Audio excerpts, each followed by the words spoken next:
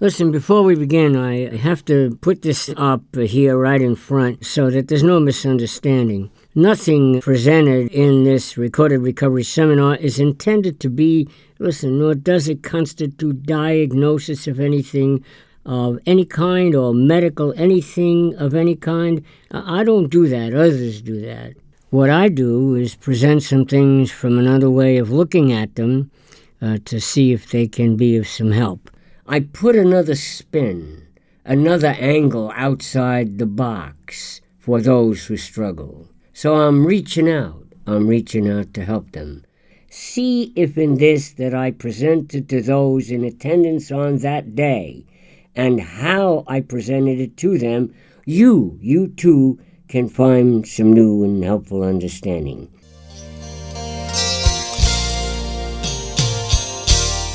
This is an outside-the-box, another approach recovery seminar for those alcoholics and addicts who struggle with their sobriety, many of whom have relapsed again, and yes, yet again. See if it helps you. Here's the seminar. As always, the group are alcoholics and addicts, men and women, all ages, who have been in and out of AA and NA, in and out of rehabs, some in and out of jail. And so in the seminars that I present things that are different in the hope that they will ignite a spark where someone says, wow, I never looked at it that way. I never thought of that. That never occurred to me. So that's what this is about, the sequence. Inside of the addict and the alcoholic, before they use, before they commit a crime, possession is a crime, before they enter into domestic violence, see, or going to the dealer, there are things that go on inside of you. And I want to show this to you very graphically, what happens. Now someone said, but you don't ever seem to talk about alcohol and the drugs. I don't want to talk about the alcohol and the drugs. I want to talk about what it is happening inside of you that you've never seen, you've never looked at, that you never thought of this way. What's going on inside there, just listen, that causes you to have the drugs and the alcohol in your hand. It didn't just happen. It didn't just get there. You went and got it. In another seminar called It's in the Doing, the alcohol wasn't doing anything. It was on the dealer's shelf. You were the one doing the doing by going to get it. And the drugs were in the dealer's pocket. They weren't doing anything. You were the one doing the doing. You were going to get them. So what happened before you actually went to the dealer? Watch, what happened inside of you? But here it is. There is a sequence that takes place inside of you. And I'm doing this on this premise that maybe, if I can show this to you clearly enough, and you know and see and grasp for the first time what goes on in there that leads you to have the alcohol and the drugs in your hand, maybe you can stop it there. Maybe you can stop it there. Inside of the alcoholic and the addict, the sequence, it begins with a feeling.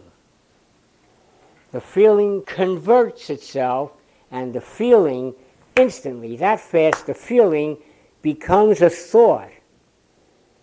And when you think it, you say it to yourself in your head. You say, well, I thought about going to the dealer. You told yourself you were going to the dealer. How many can understand that? It's not just a thought, it's internal words. Internal words. So the feeling immediately became a thought, and you spoke it out in your head. You say to yourself, I'm going to go to the dealer. You say to yourself, I'm going to go drink. You say to yourself, I'm going to go get high. That thought now, just listen, the thought converts itself into the behavior exactly like the thought. You don't have any alcohol or drugs in your hand. Right away, a thought into words, and then you listen. In your mind, you already have the stuff in your hands. How many can see this? The spot is not at the corner. You already have it going on in your head. You already have it going on in your head. Do you see that? Now, at that point, just think, so if this goes on again in your head somewhere, you, whoever's listening, you say, okay, Rev said that this is what's going on. I thought I felt it, I felt the feeling, it became a thought, internal words. I'm telling myself I'm going to the dealer. You say to yourself, I'm telling myself in my own mind, I'm going there. It happened that fast. And then what happens is you convert that into behavior, you go there. At the point at which you convert it to behavior, just listen, before the action started to go get it, it was all rehearsal in your mind, rehearsal, you got it? Internal words, you were rehearsing it. The spot was there. How many can say they almost felt they had the stuff in their hand at that point in the sequence? You see it? And they think about it, they're going to go get it, and the curtain goes up, curtain time, and now you're going to go do it. And you commit the crime. Possession is a crime. You can get arrested, okay? Go to jail for that. Some say, well, if you have alcohol, that's not a crime. Well, maybe you look at it that way, but if you're an alcoholic, you have caused a lot of people a lot of pain. How many can understand that? Including yourself. So it's a crime of the heart. There are crimes of the heart. And what I'm doing here today and showing you this is, I'm trying to help you with something, that the sequence starts with the feeling. The sequence starts with the feeling. You see it as, I got the feeling I want to use, I went ahead. It doesn't jump like that. The sequence takes place. The feeling, got it? A thought, feeling produces the thought in like kind, and right away the thought converts to behavior. If you can catch it at the point of the feeling, this sequence that goes on inside of you, just listen. The feeling doesn't know anything. The feeling is a wanna. Can you see that? I wanna.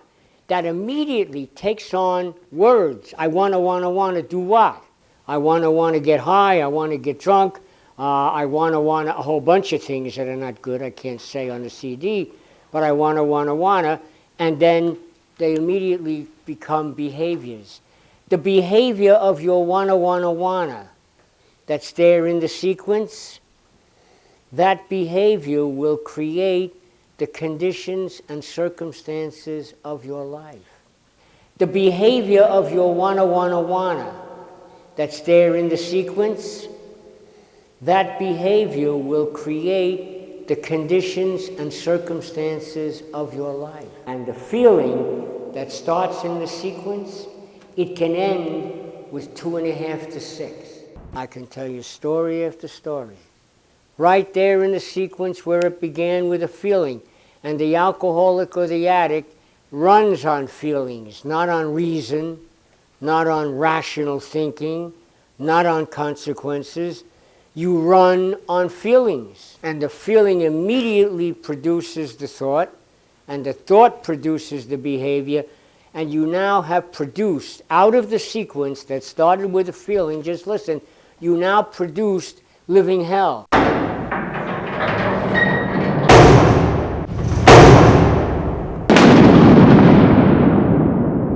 You produced 2.5 to 6. You produced having your kids taken away.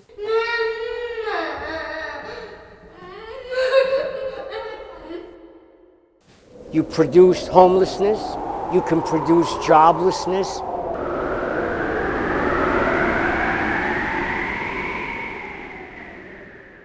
The sequence operates, just please listen, inside the person. This is so vital.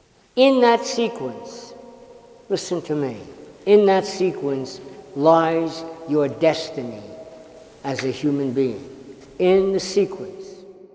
From that thought and the feeling and the thoughts that come ahead and the feelings, Harry wound up in prison doing 25 to life.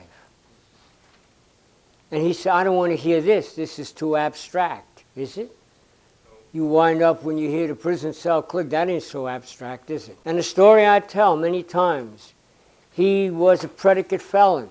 Harry knew all the stuff that I'm telling you. He knew it inside out. He got the picture that it's more than alcohol and drugs. There's other things involved. And this sequence is one of the other things involved. This, how it operates.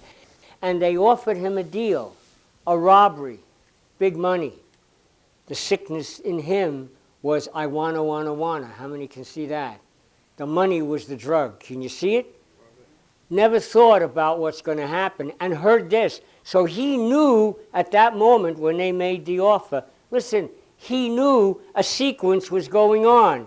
There was a feeling for the money. He felt it. He could feel it. Not to use alcohol and drugs, but the wanna for the drug called money. For the chase that goes with the robbery. How many can understand that? And the feeling. And I said, Harry, if you do this and you get busted, you have a wife, you have 2 little boys. Don't do this. The risk is too great. And he knew. I said, this is, you're going to create a destiny here by this. And it's inside of you. Now, he knew all that I'm telling you. So I'm saying the knowledge of this in itself is not enough. Because he had a want-to-do that was overpowering what I was telling him. Behavior creates your destiny. Harry had a want-to-do that was overpowering what I was telling him. And while I was explaining what was going to happen, my heart was crying. Because I knew that he was listening, and I knew that he was discussing it with me. But I knew that he was also thinking in that dangerous neighborhood of his mind how he was going to do it anyhow. Can you see this? That is not in a bottle, vial, or a bag. That's an addiction to the chase, to the hustle, to the thrill, to the excitement. You see it? And so while I'm talking to him in his mind, it's all bullshit. And he's going to do it anyhow. The sequence is going on. He can feel the money. How many can see this? He can feel the chase. He can feel it all. He went ahead and he did it, and he got busted. And he went to prison 25 to life. He could have stopped it at the point of the sequence. How many can see that? Now, hold on. Let me walk in the aisle here. I'm walking in the rows here among the people. Harry could have stopped it at the point of the sequence, you would say, because Rev, he listened to you. He heard this.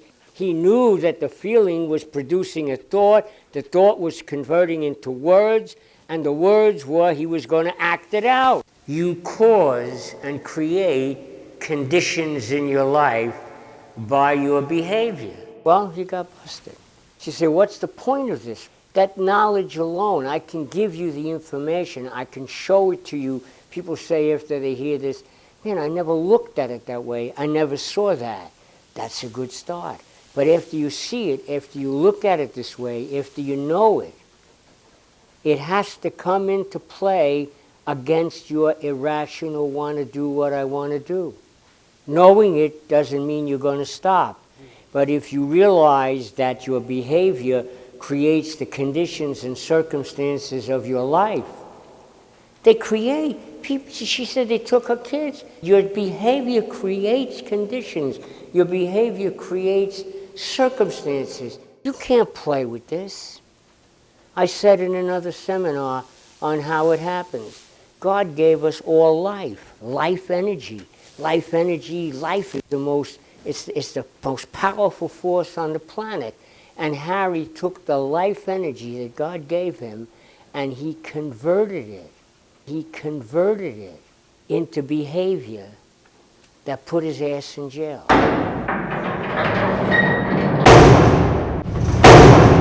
mean, what the hell kind of behavior is that when you know you have that kind of power to create your destiny, to change your destiny by your behavior, to form your life? Let me take it a step further. Your life energy, as you convert it, as you apply the energy into behavior, you create your world, the world that you're living in. Guy says, I wound up in a living hell. Bullshit. You created the living hell by your behavior. How many can see that? And it all started in a sequence, huh? So he knew the sequence, but he said, I wanna anyhow. How's that? Yeah. The sequence is critical. The sequence. It begins with a feeling. The feeling converts itself, and the feeling instantly, that fast, the feeling becomes a thought. And when you think it, you say it to yourself in your head. It's not just a thought, it's internal words. So the feeling immediately became a thought, and you spoke it out in your head. That's the sequence, okay?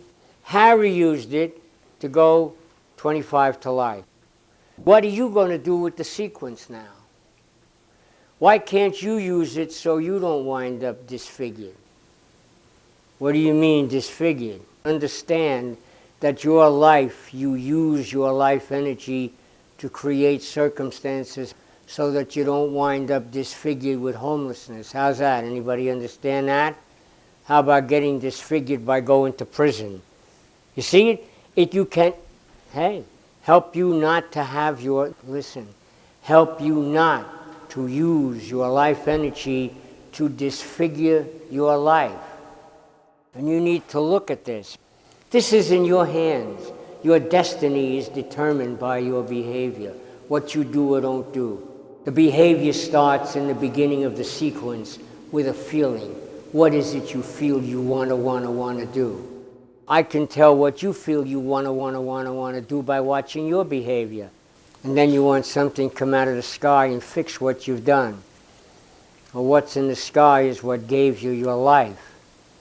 And you're supposed to use your life appropriately, your life energy, so as not to destroy your life. Not to destroy your life and then scream out, fix everything, God. Is making any sense? And in your mind, when the sequence starts, that's the beginning of the rehearsal. You rehearse it all in your mind, huh? And then showtime, and the curtain goes up, and now we see, based on what you're acting out, what you really want to do. Harry told me he want to not go to prison.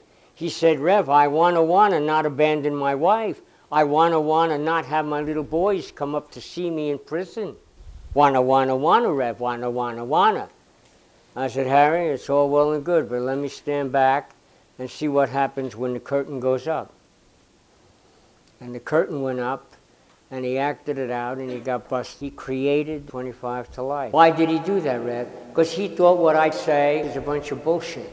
Because it doesn't matter what I say. It doesn't matter what you write down on a piece of paper in a notebook. The question is, when I finish speaking, what the hell is written in your heart? And none of it was written in Harry's heart. What was written in Harry's heart was, I want to do what I want to do. I'm going to do what I want to do. And I know I got an override in me, Rev, and I'm going to override everything you say. And when the ride is over, he wished the hell he hadn't taken the ride. How many can see that? Go ahead, you can do that. You can do that. You begin to see that, son? It's a different way to look at it. Now, I want some honesty here today. How many can say that they never looked at it this way before? Let me see hands. And how many can say that this is food for thought? Let me see hands. Yeah. So has this been of help to you?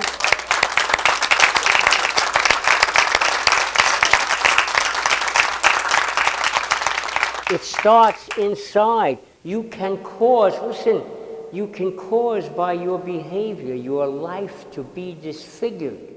Jail disfigures your life. Prison disfigures your life. You understand? Homelessness can disfigure your life. It's in your hands. No one is disfiguring you. They will when you give them the right to do that by your behavior. And you need to keep this in mind when the feelings come on. You need help to manage it. I was trying to help Harry, right? I thought I could help Harry. In Harry's heart of hearts, Harry didn't want that help. My words to Harry, and I hope this is not true of you here today or out there listening, my words had no meaning. How the hell could your words have no meaning when you talk like that, Rev? Because if Harry allowed my words to have meaning, he couldn't do what he wanted to do. Can you see this? And his wanna was on what he wanted to do, not change his plan and his destiny by listening to me. He already planned it out. And the sad part about Harry, like a lot of people, is he was crippled in his ability to ever look at the consequences, even though I explained them to him. The explanation couldn't get inside. It couldn't get inside because it was blocked by what he wanted to do at all cost. And he wanted to do what he wanted to do at all cost, even if it cost him all. And you think of that, and get busted, and the handcuffs, and the beatings, and the prison. And it all started with a little what? Feeling that he wouldn't get help to turn around. I really don't have much more to say on it. I said it in the beginning. I opened it by saying, if I can get you to see this, if I can somehow get this inside of you, that at a point in time for some of you, someone here, there, out there listening, someone says, summon a bitch. There's a sequence starting inside of me with a feeling. And that sequence is going to produce a thought, word, and a behavior that's going to alter my destiny, that could disfigure my life.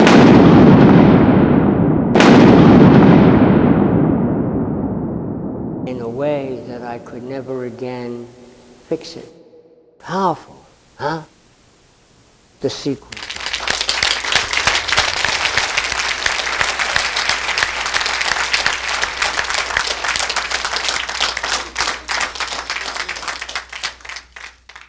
Hey, if you found this outside-the-box recovery seminar that I just presented helpful to you, then share it. Share it with friends on Facebook and on Twitter and on your other social media accounts. You may help someone else's recovery by doing that. Well, that's the seminar. It's important, however, to understand that it's not offered as a replacement for your participation in the treatment and self-help programs that are available. It's offered to you for the purpose of opening new understanding and to encourage you to get into the appropriate self-help and treatment programs that are available for your life. Thanks for listening, and I'll see you around.